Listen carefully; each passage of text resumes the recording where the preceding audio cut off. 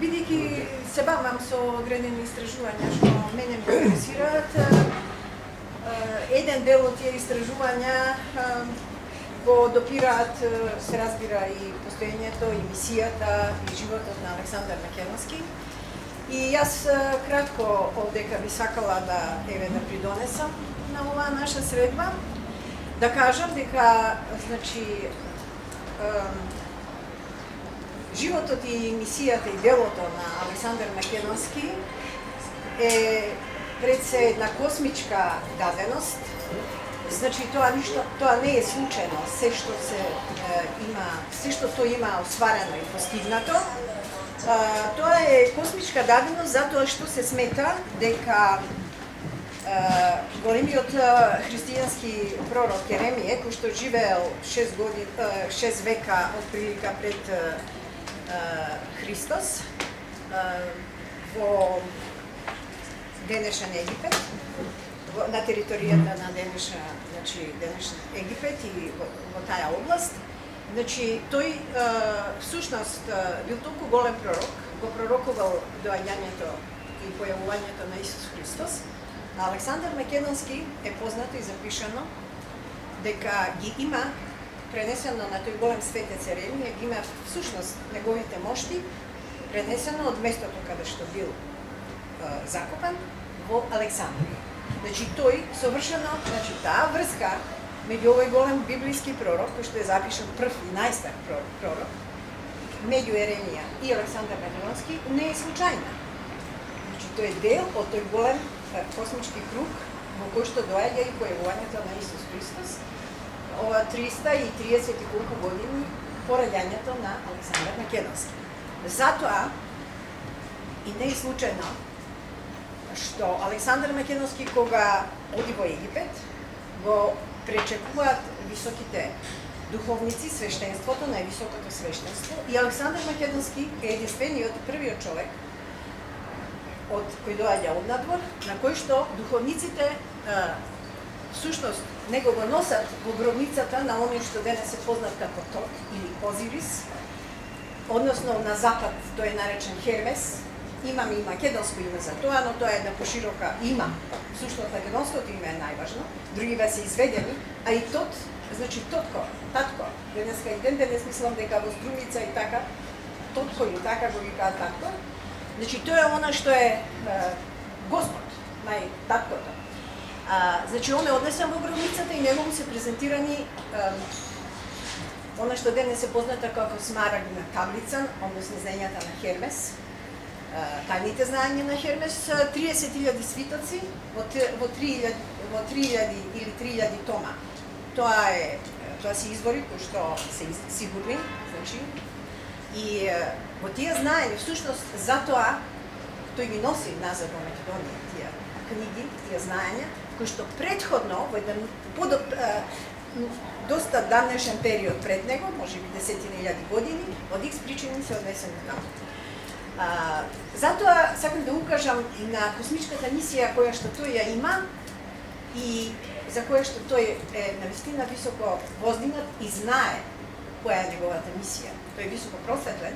Не само што нели познато е дека тој во Египет бил однесен во, се вели, во храмот на Амон-Ра, каде што бил иницииран, каде што бил илуминиран. Меѓутоа тој всушност е илуминиран затоа што е однесен во така наречената гробница на Тот, односно на Хермес, и нему му се дадени тајните знаења, односно тие списи, кои што подоцна во 15 век се знаеле дека се тука донесени и во 15 век Медичи испраќа свој човек и се вели дека тие списи, тие знаења се пронајдени некаде во Охридскиот дел на денешна Македонија. И други важни книги и знаења се пронајдени во Македонија. Тоа е едниот аспект кој што сакам да го укажам. Меѓутоа, дека мисијата на Александар Македонски е небесна, е запишано и во најстарите знаења, тоа се видите, каде што фактички тој е наречен Сканда. Мислам, не тој, постои највисокото божество е Сканда, а неговото име е Александар. Алекс Скандар. Не случајно, кога ги проучував тие работи, открив дека Скандар, меѓу другите значења, има значење на бел Пеон. Пеон е врвниот бог, односно Херес. Тоа сега не можам да го елаборирам. Меѓутоа, значи, од сите тие изведувања, записи го ведите. Но Роксанда е исто што и Скандар. Роксанда значи црвен божур, пеон, лотос, апропо Скандар како бел пеон. Значи, доаѓа, пеонот е бог, доаѓа до спојување на белиот и црвениот. Не случајно, значи тогаш ми стана јасно, дека не случајно Александар се жени токму со Роксанда или Роксана. Роксана е ќерка на бактрискиот владетел, да. Меѓутоа, други материјали и извори што сум нашла, бактриците се бела раса замината 10 и повише илјади години пред новата ера, таму, од овде, од ових дел, тие се бела раса, тие се белазги, како се казва наречети. Значи, не, Александар не случајно, она што ние мислиме се оже, не случајно се спојува со Роксанда и нели тој само од неа има потомок. Сакам да кажам дека работите имаат една димензија која што за јавноста е не толку достапна. Се што се однесува во однос на Александар Македонски, инаку во тој дел, источниот дел на планетата, каде што јас со Марина Дучиновска бевме во Узбекистан. Настрана, значи во цела Централна Азија, едноставно има луѓе во Таџикистан, во Узбекистан. Има луѓе кои што кажуваат дека се потомци на Александар Македонски. Носат имена. Нашиот случаен домаќин кој што во Узбекистан беше, кога го прашавме како се вика Аминта. И мислам тоа за нас беше навистина, значи името на дедото на Александар. Така што македонци има во цела Централна Азија, жал од тој период, од периодот на Александар, иако има и од многу пред тоа, но од тој период ние сретнавме живи луѓе во така нареченото македонско село во Узбекистан.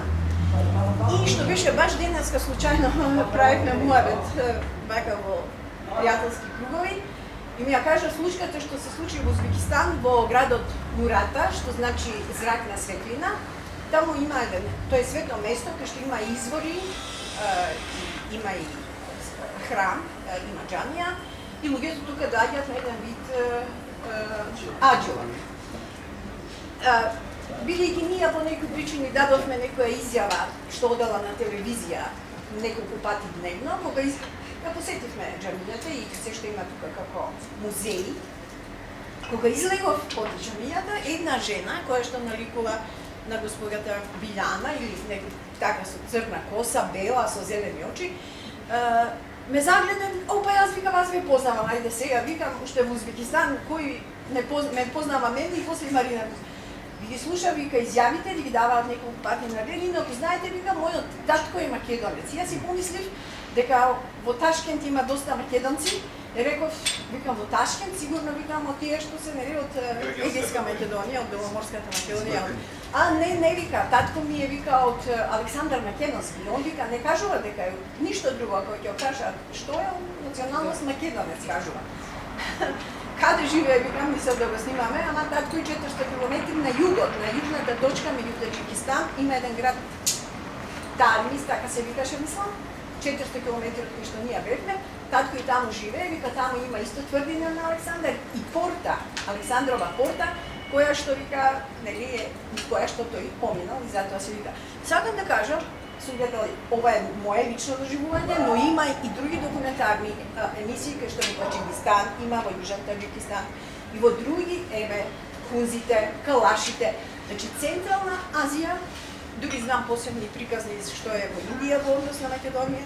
Александар Македонски го дава, мислам тоа може би ви е познато името на Индија. Индија била мали територии.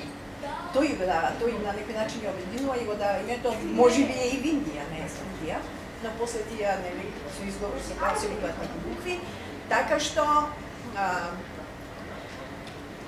не само што ние нели треба да истражуваме самите многу како македонци, луѓе од различни области, за да можеме да ја искристализираме и целата таа вистина за него постојано и новите генерации да може да има достап, да не биде оставена на забот на времето, на забот на заборавот. И малку се два тројца во светот големи научници и истражувачи кои што се бавели и дале огромен придонес, што би ја споменати. Меѓутоа, велам, овие исто се многу интересни аспекти за мене, кога ми се отворија во текот на моите истражувања кои што се однесуваат на други малце проблематики, навистина беше, мислам, огромна радост.